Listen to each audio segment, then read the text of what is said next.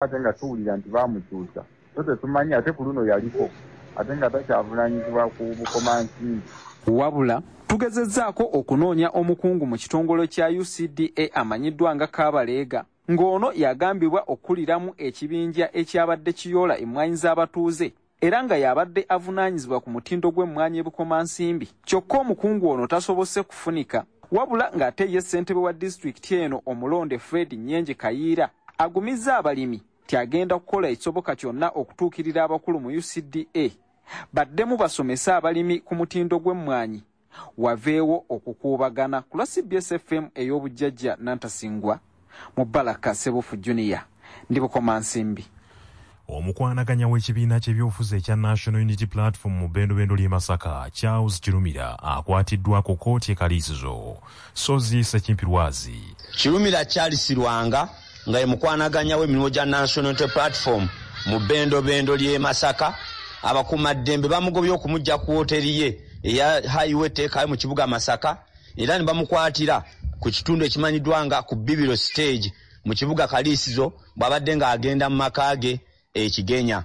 Abakuumaddembe bategeeza Kirumira Charles Lwanga nga bw'alina omusango ogw'amaanyi nti mu kulonda okwakaggwa Kirumira Charles Lwanga yakuba enkuŋŋaana eziyinza okuba nga zaaviirako okusaasanya ekirwadde kya COVID-19 ng'era emisango gino bagambye nti alina kugiddiramu mu maaso g'omulamuzi w'ekkooti ly'eddala erisooka mu kibuga Kaliisizo. Wenkoledde eggulire lino ng'omulamuzi Nfutinninda George ng'atandise okusooya kajojojo w'ebibuuzo Kirumira Charles Lwanga ku misango egimuvunaanibwa. Ssentebe w'ekibiina kya National Unity Platform mu disitulikiti y'Ekyotera, Kabugu Yozefu, agambye nti bino byakumalira abantu budde naddala oluvannyuma lw'okubalaba ng'abadde bagenyiwaddeko emagere ew'omukulembeze waabwe Robert Kyagulanyi Ssentamu olunaku lw'eggulo bannakyo tebadde nga bakyaddeyo. Ffe tulina okukola emirimu gy'ekibiina era ndowooza omusango ogw'obuvunaanibwa ogw'okusaasanya COVID. Toyinza kusaasanya COVID ate nga tomulina. Tulowooza bya bufuzi ate tujja kigonjoola oluvannyuma lwa kkooti ng'etudde, naye tulowooza nti n'omulamuzi agenda kubitunuulira, agenda kubigoba. Ku lwa CBS FM nze Sose Kimpirwazi.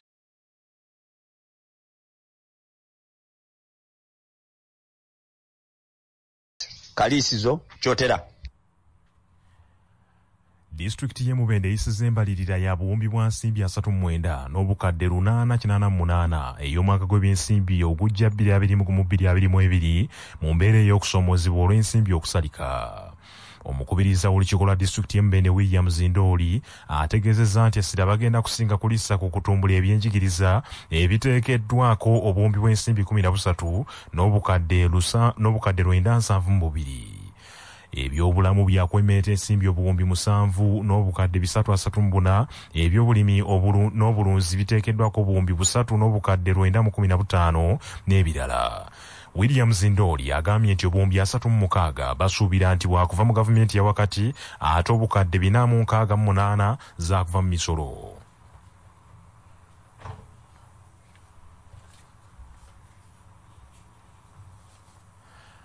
Abaddu ba Allah Abayisiraamu mu disitulikiti y'e Mubende bakubiddwa enkata y'ebintu by'okusiibulukukirako mu mwezi guno ogwa Ramadan okuva mu kampuni ya Atake Group of Companies. Ebintu ebibaweereddwa mulimu eŋŋaano, emmere ne soda wamu n'amazzi, emigaati n'ebirala, era omukolo ogw'okusiibulula abasiibi gubadde ku muzikiti gwa Masjid Highway mu kibuga Mubende. Kasada Robert akulira ebyemirimu gy'obwa kitunzi mu Atake Group of Companies mu bitundu by'Emityana ne Mubende agambye nti ekitundu kino eky'e Mubende kiwagidde nnyo emirimu gyabwe era babadde bagwanidde okukiddiza. Tuzze okusiibululako baganda baffe abasiraamu lwa nsonga nti twali initially nga tetutunda mu Mubende, naye bwe twajja baganda baffe ab'e Mubende batwaniriza n'essanyu ddingi era ne tutandika otundamu era ne batubeererawo paka ssaawa ya leero. Twatuula ne tutunulamu ne tugamba baganda baffe tubaddiza tutya era tubasiima tutya, ne tugamba katubaddizeeko nga tubasiibulula kubanga mubatuwagira n'abasiraamu mwebali, so kwe kusalawo nga kampuni ya Ntake okujja tubasiibulule.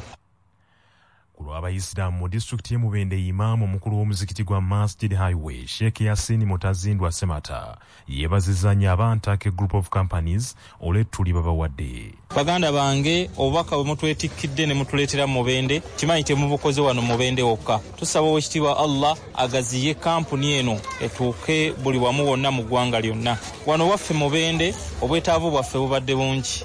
Mu Ramadani mubaddemu ebisoomooza bibadde bingi nnyo. Baganda baffe mwebali ababadde batusindikira obubaka naddala nga nze imaamu nze ate kati saafunye ekyakulya ku ddaako. Imaamu ate nze saakoze bwe nti byatambudde bwe biti.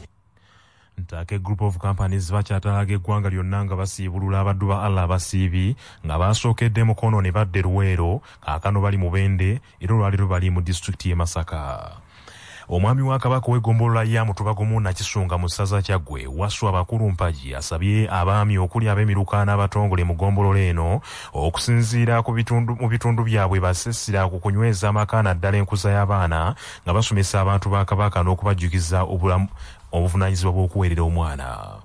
Wasswa Bakulumpagi agambye nti ebisinza okuleeta ebikola ng'obutemu, obubbi n'ebirala okweyongera mu ggwanga lino be bantu obutaba na nsonyi era n'obutaba na buyigirize, era nga kisinze kuva nnyo ku nkuza y'abaana n'abazadde okulagajjalira abaana baabwe. Awanjagidde abazadde okufa ku baana naddala abawala nga babawa ebyetaago kibataase ku basedduvutto abakozesa omukisa ogw'abaana bano okuyagga ne babawuddiisa n'obuntu obutaliimu. Amaka gafudde ate ng'eggwanga lyonna okutereera nga bamaka. N'olwekyo nandisabye abaami baffe ab'emiruka wamu n'abatongole okuddayo kutuuza obukola omulimu gw'okusomesa kulaba nti amaka gaddamu obuntu bulamu. Abazadde basudde gwanagamba naddala mu kuteekateeka abaana wamu n'okubategeka. Osanga omuzadde nga yalibadde ekyokulabirako eri omwana we ng'ate si ekyokulabirako yakola ebikyamu. Kugeza osanga abazadde ennaku zino ng'omusajja Semaka atambula aliira mu kkubo, atambula anywera mu kkubo. N'osanga omukyala akazadde maama w'abaana abato, emiti gino emito ijja kukula nga gikyamye. Kati awo tuba tetulina ggwanga lyange. Abantu ba Kabaka n'abatuuze mu ggombolola ya Mutubeebiri Bukulula mu ssaza Buddu batandise mu butongole okuzzaawo olusuku n'omusiri gw'emmwanyi ku mbuga y'eggombolola eno. Omusasi waffe Nsubuga Muzafaru ali Kalungu mu Buddu. Bano okutandika okukolera ku ttaka lino mu butongole kiddiridde obukulembeze bw'eggombolola y'e Bukulule ya Central Government okuzza yiika z'ettaka bbiri eri obukulembeze bw'eggombolola y'Obwakabaka eya Mutubeebiri Bukulula. Ettaka lino liriko olusuku ng'eggombolola eya Central Government yebadde luvunaanyizibwako, kyokka mu kiseera kino abatuuze n'abakulembeze b'Obwakabaka mu kitundu kino batandise okuddaabiriza olusuku luno nga balongeramu ebitooke ssaako okusimba omusiri gw'emmwanyi mu kitundu kino. Era bano nga bakulembeddwamu Nsubuga Patrick ono nga yavunaanyizibwa ku by'amawulire n'okukunga abantu ba Kabaka mu kitundu kino basanyufu olw'ettaka lino okuzzibwa mu mikono gy'Obwakabaka. Era olunaku olwaleero olukiiko lw'eggombolola ya Mutubeebiri Bukulula lutudde okulonda akakiiko akagenda okuddukanya pulojekiti eno ey'okusimba olusuku n'omusiri gw'emmwanyi ku mbuga y'eggombolola eno.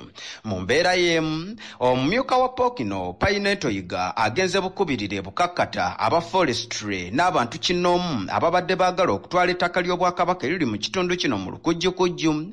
Ng'ettaka lino liwezaako yiika 3 aba forestry balumiriza nti ettaka lino lyabwe nga n'abantu kinnoomu balikaayanira. Era bano baaleeta abasaveeya kyokka ng'ettaka lino lya Bwakabaka era lino liriko olusuku lwa Nnaabagereka nga mu kiseera kino essaza n'eggombolola y'Ebukakkata ey'Obwakabaka bali mu nteekateeka ey'okuzimbako embuga y'eggombolola ku ttaka lino.